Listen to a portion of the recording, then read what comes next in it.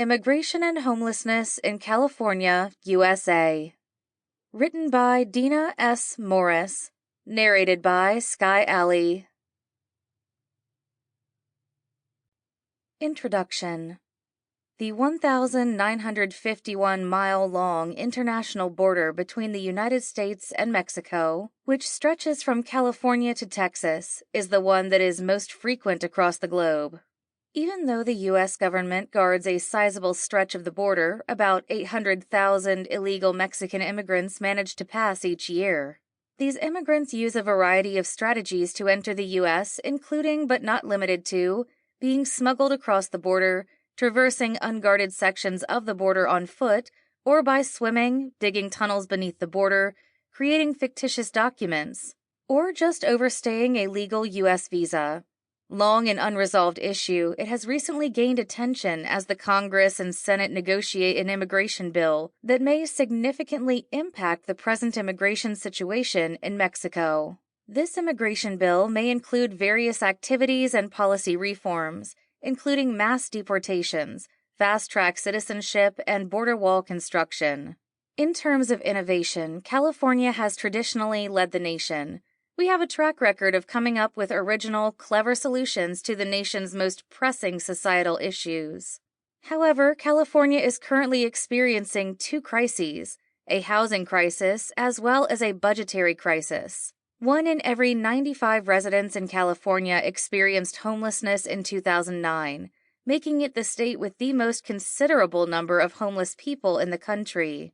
By that time, our homeless population had grown by more than 3%, and the proportion of long-term homeless individuals had surged by an astounding 11%. California cannot continue to ignore this crisis. According to data from other states and the federal government, a coordinated, system-wide response is the most effective strategy to address chronic homelessness.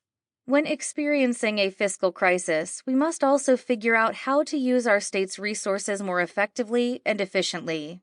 The sole strategy shown to end individual homelessness who face significant hurdles to housing stability is permanent supportive housing, and it can be delivered using practical, affordable methods. This strategy will help us end long-term homelessness. California might move closer to solving long-term homelessness by creating an affordable housing trust fund with a designated revenue stream that will provide ongoing financing without drawing from the general fund. This would change the state's approach to homelessness.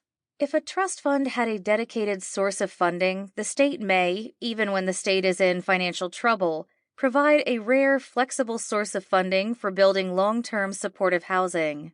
The majority of those suffering or at risk of homelessness may be prevented and ended with the help of such a fund by building thousands of cheap apartments.